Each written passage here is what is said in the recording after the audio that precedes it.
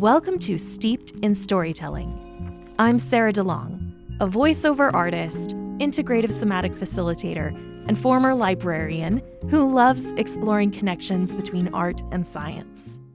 Here we're going to explore voice, body, and stories over a virtual cup of tea. Whether you're here to learn, to reflect, or to simply linger in language between one threshold and the next, I'm glad you're here. Today we're steeping in questions of identity, breath, and belonging. Why do we sound the way we do? How does our voice carry our story? We'll look at the science of vocal functions, how belonging shapes breath, and the stories of self we create through our own sound. This one's warm, earthy, with a little spice, like a great chai with notes of cinnamon. Here's what we know from anatomical and neuroscience research. Each person's voice is unique. It carries markers of physical structure, like the length of your vocal folds and the shape of your throat, nose, head, lips, and tongue. Each voice also carries markers of experience, your family's language patterns, emotional memories, and the environments where you grew up. Your diaphragm and lungs push air up and through your vocal cords or folds. These folds vibrate, and the sound waves bounce around in your upper throat, the back of your nose, and the sinuses in your head, like playing a guitar. You are literally your own instrument. Researchers have found that our breath patterns shift when we feel safe, and those changes affect vocal tone, pacing, and resonance. All of our muscles, including those in our vocal tract, tense under stress. That means your voice can reflect your nervous system state, and others hear that even if they don't recognize it. Your nervous system, your environment, even your posture change the way you sound. That means your voice carries both structure and story, both muscle memory and emotional memory. Science is even exploring how self-perception shifts with vocal change. Yes, the sound of your own voice can influence how you see yourself and your agency. Ever cringed hearing yourself on a recording? That's not just discomfort. That's neuroception meeting identity. As our voices change throughout our lifetimes, as a result of physical structural change in environment, and change in emotional memories, our self-perception and sense of self-agency changes too. Excerpt from One Drum, Stories and Ceremonies for a Planet, by Richard Wagamese. When we emerge into this reality, breathing is the first act we perform as independent, living beings. Our lungs fill with sacred breath, and we cry for contact. In fact, our entire journey on the planet is marked by two remarkably interconnected things: the will to keep breathing and the yearning for physical and spiritual contact.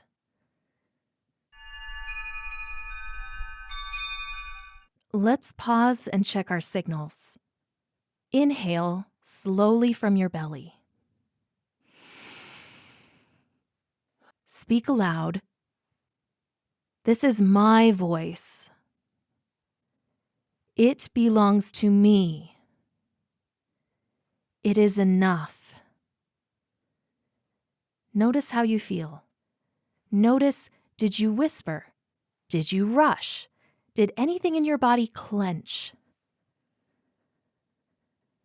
Maybe you could record yourself saying it as a voice note. This is my voice.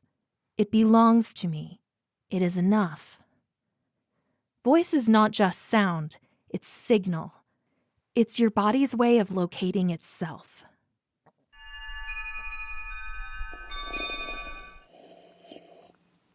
Let's acknowledge it's really hard to speak with ease when your emails are a mix of corporate cheerleading and passive-aggressive exclamation points.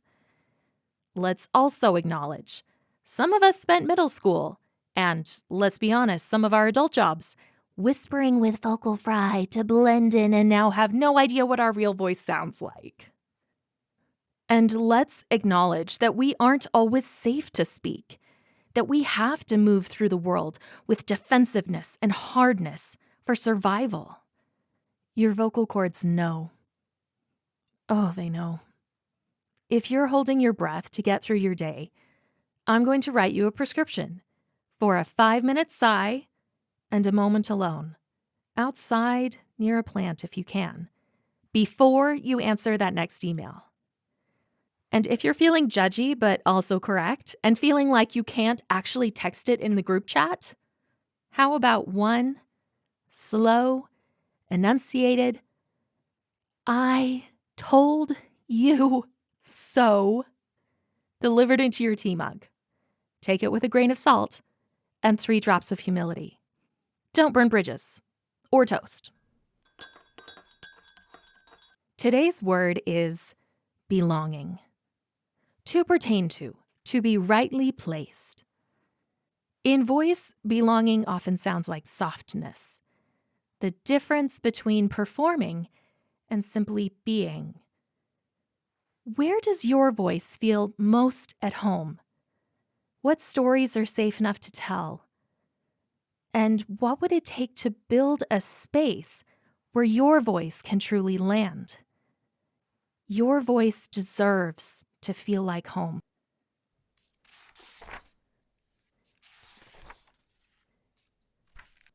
This week in my book nook, I was thinking about 2 particular titles. You Are Only Just Beginning by Morgan Harper Nichols and Nabokov's Favorite Word is Mauve by Ben Blatt. You Are Only Just Beginning offers soft encouragement to keep becoming.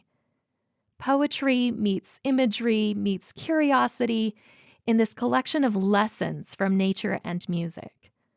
One of my favorite lines is, "As long as you are breathing, there is more to your story." And Nabokov's Favorite Word is Mauve is a data lover's delight, a playful, nerdy dive into how our word choices reveal us, charted and graphed in literary fingerprints. It actually led me down my own coding rabbit hole for a few years after I read it. Yep, I learned some Python because I was curious if I could attempt experiments like Blatt's. Let's acknowledge one more thing. Most people were never taught how to listen to their own voice with kindness. Instead, they learn to criticize, compare, self-correct, shrink. Your voice is not a problem to fix. It's a presence to meet. Thanks for steeping with me. I hope this gave you space to breathe and maybe hear yourself a little more clearly. Check out some of the spaces I lingered in, researching for this episode, in the show notes. Next time on Steeped in Storytelling, it's mind, heart, voice. Grounding, memory, meaning, and embodied linguistics. Until then, wherever your journey takes you, stay curious, stay cozy, and keep listening to the story of your own voice.